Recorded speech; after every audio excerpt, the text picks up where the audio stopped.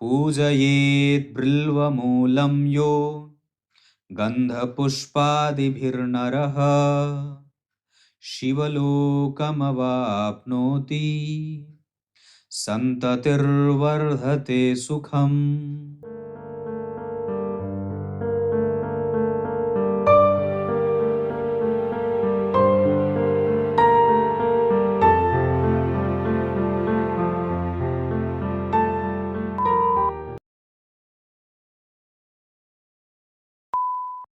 प्रिय दर्शकों नमस्कार, एक बार फिर से उपस्थित हूं आप सबके सामने बुधवार के कार्यक्रम में।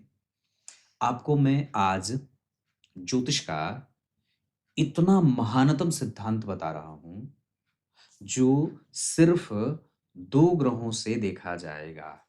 आचार्य पाराशर का यह सिद्धांत जो ज्योतिष के आचार्य परंपरा के सबसे क्या कहें इसको कि प्रतिष्ठित हैं, मजबूत हैं, और वो उन्होंने जो बात कही ना, वो दरअसल हमारे तक आने में उसको समय नहीं लगा, है ना। उन्होंने जो बात कही, ज्योतिष की जितने भी सिद्धांत लिखे, वो हमारे तक आने में, हम मनुष्यों तक आने में कह सकते हैं कि समय नहीं लगा। इस वजह से हम मनुष्य उनके लिखे आचार्य पाराशर के बृहद पाराशर होरा शास्त्र के काफी निकट महसूस करते हैं, है ना। जो वही ज्योतिष का जानकार है वो पाराशर होरा शास्त्र के बारे में बहुत गहराई से जानता है और बहुत अच्छे तरीके से उस ग्रंथ की वो समझ रखता है। तो उसी सिद्धांत में एक उन्होंने बात लिखी जिसका परिचय मैं आज आपको अपने कार्यक्रम में कराने वाला हूं। शुरू करते हैं आज का कार्यक्रम। कहीं नहीं जाना है, बिल्कुल बन के रहिएगा। रविवार के कार्यक्रम के लिए अपना डेट ऑफ बर्थ, टाइम और जन्म स्थान लिखें। ऊपर आवश्यक रूप से लिख देना चाहिए रविवार के लिए कार्यक्रम। AM PM का विशेष ख्याल रखें और कार्यक्रम के आरंभ में जो मैंने श्लोक पढ़ा है उसका अर्थ अंतिम में बताऊंगा, जो बिल्व पत्र के वृक्ष की महिमा बताता है। आइए अब आपको मैं विषय पे लेके आता हूं। शास्त्रकार लिखते हैं, आचार्य पाराशर ने लिखा कि चंद्रमा से सूर्य का संबंध जब एक विशेष स्थिति में जाता है तो उस जातक के जीवन में धन, धान्य, संपदा, वैभव, यश, कीर्ति, सम्मान, इन सबको वो एक निश्चित अनुपात में देता है। अब हम ये कैसे जानेंगे?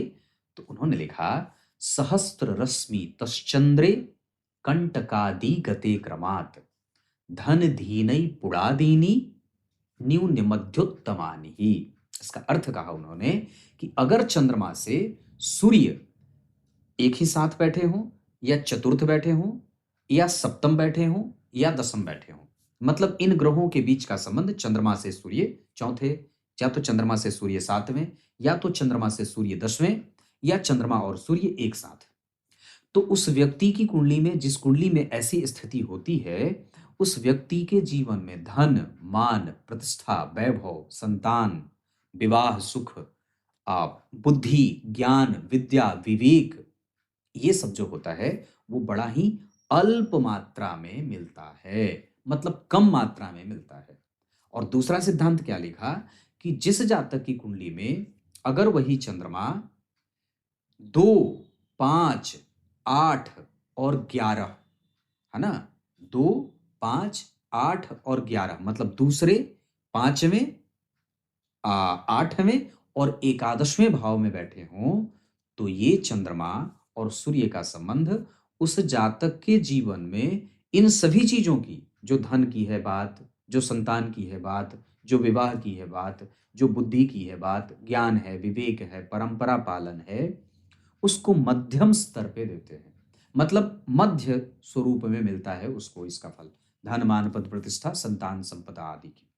और साथ ही साथ अगर चंद्रमा से सूर्य नारायण तीसरे बैठे हों, छठवें बैठे हों, नवें बैठे हों और 12वें बैठे हों, तो ये उस व्यक्ति के जीवन में विशेष सुखों को देने वाले होते हैं। चंद्रमा से सूर्य 12वें, है ना, चंद्रमा से सूर्य तीसरे, चंद्रमा से सूर्य छठवें, चंद्रमा से सूर्य नवें, तो ये धन, मान, पद, प्रतिष्ठा, ये पूर्णतया पूरे अनुपात में मिलता है, मतलब बाकी नहीं रखता। तो आपकी कुंडली में चंद्रमा और सूर्य का संबंध कैसा बना हुआ है, ये बड़ा मायने रखता है। क्योंकि इसमें एक बात और भी आती है, शास्त्रकार ये भी लिखते हैं, चंद्रमा पे ही सारे ग्रहों का फल निर्भर रहता है, केंद्रित होता है। क्योंकि आश्रित्य चंद्रस्य बला बलानी, चंद्रमा पे ही सारे ग्रहों का बल उपस्थित रहता है या आश्रित रहता है। तो कहने का अर्थ है कि चंद्रमा ही वर्तमान है, और वर्तमान जिसका सुरक्षित नहीं है उसका भविष्य अंधकारमय है। तो मैं आप लोगों को यही बात बताना चाह रहा था कि दरअसल आपकी कुंडली में चंद्रमा से सूर्य का संबंध अगर ऐसा बन रहा है, तो आपको अपने जीवन में इस तरीके की स्थिति देखने को मिल सकती है, ऐसी बातें दिखाई दे सकती हैं। अब बात करते हैं, कार्यक्रम के आरंभ में जो मैंने श्लोक पढ़ा है वो शिव पुराण का था, जिसमें भगवान वेदव्यास लिखते हैं कि जो व्यक्ति नित्य प्रति बिल्वपत्र के मूल वृक्ष में, बिल्वपत्र के मूल में मतलब जड़ में जल संचित करता हो, उस पे भगवान शिव की अति कृपा बरसती है और उसको किसी भी प्रकार का दुख दारुण झेलना नहीं पड़ता है, या ये कह सकते हैं कि उसको विशेष कृपा भगवान शिव की प्राप्त होती है। तब तक के लिए बहुत बहुत नमस्कार।